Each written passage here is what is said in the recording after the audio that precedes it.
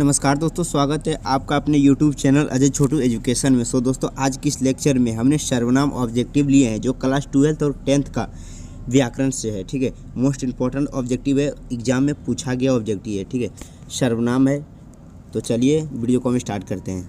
तो first number प्रश्न है, रोटी मत खाओ क्योंकि वह जली है, कौन सर्वनाम है? ठीक है, सर्वनाम से बता रहे हैं तो इसमें कौन सर्वनाम है।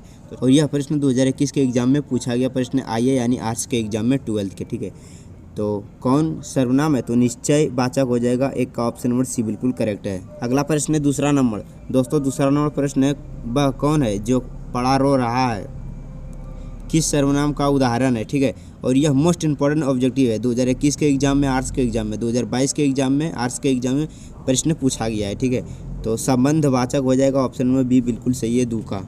नेक्स्ट क्वेश्चन है तीसरा नंबर। दोस्तों तीसरा नंबर प्रश्न है, मुझे भी छात्रवृत्ति मिलती थी, सर्वनाम है और 2021 के एग्जाम में पूछा गया प्रश्न। ठीक है, तो मुझे भी सर्वनाम मिलती थी, मुझे भी छात्रवृत्ति मिलती थी, सर्वनाम है, पुरुषवाचक हो जाएगा। ऑप्शन नंबर बिल्कुल करेक्ट है, 3 का। नेक्स्ट क्वेश्चन है चौथा नंबर। दोस्तों चौथा नंबर प्रश्न है, कौन आता है कौन सा सर्वनाम है? ठीक है, कौन आता है कौन सा सर्वनाम है, और यह साइंस के एग्जाम में पूछा गया प्रश्न है 12th का।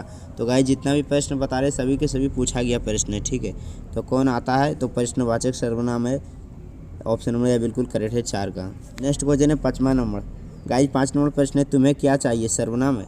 तो तुम्हें क्या चाहिए सर्वनाम है, यह कौन सा सर्वनाम है? तो प्रश्नवाचक सर्वनाम है, 5 का। ऑप्शन नंबर बी बिल्कुल करेक्ट है। नेक्स्ट क्वेश्चन है 6 नंबर। दोस्तों 6 नंबर प्रश्न है, वह मेरा छोटा भाई सौरभ है, किस सर्वनाम का उदाहरण है? तो वह मेरा छोटा भाई सौरभ है, किस सर्वनाम का उदाहरण है? यह ऑप्शन नंबर ए बिल्कुल सही हो जाएगा, निश्चयवाचक सर्वनाम। ठीक है, 6 का ऑप्शन नंबर ए बिल्कुल करेक्ट है। Next question guys 7 number. दोस्तों 7 नंबर प्रश्न है, मुझे किस प्रकार का सर्वनाम है? तो मुझे किस प्रकार का सर्वनाम है, और यह उत्तम पुरुष हो जाएगा। ऑप्शन नंबर ए बिल्कुल सही है, 7 का।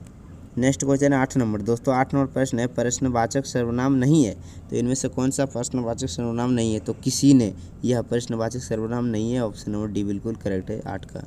नेक्स्ट क्वेश्चन है 9 नंबर। दोस्तों 9 नंबर प्रश्न है, निश्चयवाचक सर्वनाम कौन सा है? तो निश्चयवाचक सर्वनाम कौन सा है? तो 9 का ऑप्शन नंबर डी बिल्कुल सही हो जाएगा, यह निश्चयवाचक सर्वनाम है। 9 का ऑप्शन नंबर डी बिल्कुल करेक्ट है। नेक्स्ट क्वेश्चन है 10 नंबर। दोस्तों 10 नंबर प्रश्न है, पुस्तक को मत ले जाओ, यह वाक्य किस सर्वनाम का उदाहरण है? पुस्तक को मत ले जाओ, यह वाक्य किस सर्वनाम का उदाहरण है? तो सी नंबर ऑप्शन बिल्कुल करेक्ट है, निश्चयवाचक सर्वनाम हो जाएगा। 10 का ऑप्शन नंबर सी बिल्कुल करेक्ट है। नेक्स्ट क्वेश्चन है 11 नंबर। दोस्तों 11 नंबर प्रश्न है, इनमें से अनिश्चयवाचक सर्वनाम कौन सा है? तो इनमें से अनिश्चयवाचक सर्वनाम कौन सा है? तो कोई हो जाएगा। 11 का ऑप्शन नंबर सी बिल्कुल करेक्ट है, कोई। नेक्स्ट क्वेश्चन है 12 नंबर। दोस्तों 12 नंबर प्रश्न है, पुरुषवाचक सर्वनाम नहीं है, तो पुरुषवाचक सर्वनाम नहीं है, तो जिनको नहीं है। ऑप्शन नंबर सी बिल्कुल सही है, 12 का जिनको हो जाएगा। नेक्स्ट क्वेश्चन है 13 नंबर। दोस्तों 13 नंबर प्रश्न है, निम्नलिखित वाक्यों में से किस वाक्य में सर्वनाम का अशुद्ध प्रयोग हुआ है? ठीक है, तो किस में अशुद्ध प्रयोग हुआ है? तो सी नंबर ऑप्शन बिल्कुल सही है, मैं तेरे को एक घड़ी दूंगा, इसमें अशुद्ध प्रयोग हुआ है। सी नंबर ऑप्शन बिल्कुल सही है, 13 का। 14 नंबर प्रश्न है, पता नहीं राम को कैसे शक हो गया, यह वाक्य किस सर्वनाम का उदाहरण है? ठीक है, तो पुरुषवाचक सर्वनाम हो जाएगा। ऑप्शन नंबर ए बिल्कुल करेक्ट है, 14 का पुरुषवाचक सर्वनाम। ऑप्शन नंबर ए बिल्कुल सही है। नेक्स्ट क्वेश्चन है 15 नंबर। दोस्तों 15 नंबर प्रश्न है, संबंधवाचक सर्वनाम बताएं। ठीक है, संबंधवाचक सर्वनाम बताएं। ठीक है, तो ए बी सी डी में से कौन संबंधवाचक सर्वनाम है? तो 15 का ऑप्शन नंबर सी बिल्कुल सही है, हो जाएगा जो संबंधवाचक सर्वनाम है। 15 का ऑप्शन नंबर सी बिल्कुल करेक्ट है। नेक्स्ट क्वेश्चन है 16 नंबर। दोस्तों 16 नंबर प्रश्न है, निश्चयवाचक सर्वनाम नहीं है। ठीक है, तो निश्चयवाचक सर्वनाम कौन नहीं है? तो जिनसे, यह निश्चयवाचक सर्वनाम नहीं है। ऑप्शन नंबर ए बिल्कुल सही है, 16 का। नेक्स्ट क्वेश्चन है 17 नंबर। दोस्तों 17 नंबर प्रश्न है, तुम्हें क्या चाहिए, रेखांकित का सर्वनाम भेद है, तो तुम्हें क्या चाहिए, तो क्या सर्वनाम का भेद है? तो प्रश्नवाचक सर्वनाम हो जाएगा। ऑप्शन नंबर बी बिल्कुल सही है, 17 का। नेक्स्ट क्वेश्चन है 18 नंबर। दोस्तों 18 नंबर प्रश्न है, वहाँ जाकर किसी से कुछ मत कहना, यह वाक्य किस सर्वनाम का उदाहरण है? तो अनिश्चयवाचक सर्वनाम हो जाएगा। ऑप्शन नंबर बी बिल्कुल सही है, 18 का। नेक्स्ट क्वेश्चन है 19 नंबर। दोस्तों 19 नंबर प्रश्न है, निजवाचक सर्वनाम का प्रयोग किस वाक्य में हुआ है? तो निजवाचक सर्वनाम का प्रयोग आप भला तो जग भला, डी नंबर ऑप्शन बिल्कुल सही है, 19 का।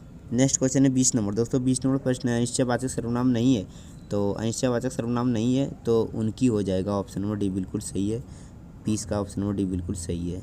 21 नंबर प्रश्न, हिंदी में कुल कितने सर्वनाम है? तो डी नंबर ऑप्शन बिल्कुल सही है, 11 सर्वनाम है हिंदी में। 21 का ऑप्शन नंबर डी बिल्कुल करेक्ट है। यहाँ से दोस्तों 21 यानी 21 प्रश्न कंप्लीट हुआ सर्वनाम चैप्टर से। यह चैप्टर व्याकरण के द्वारा आता है, ठीक है। तो 21 अगला वीडियो में हम 22 से स्टार्ट करेंगे, सर्वनाम का पूरा ऑब्जेक्टिव खत्म करेंगे, ठीक है। तो पार्ट 1 में 21 ऑब्जेक्टिव खत्म हुआ, पार्ट 2 में 22 से लेकर आएंगे, जितना ऑब्जेक्टिव रहेगा सभी के पार्ट 2 में खत्म कर देंगे। तो मिलते हैं नेक्स्ट वीडियो में।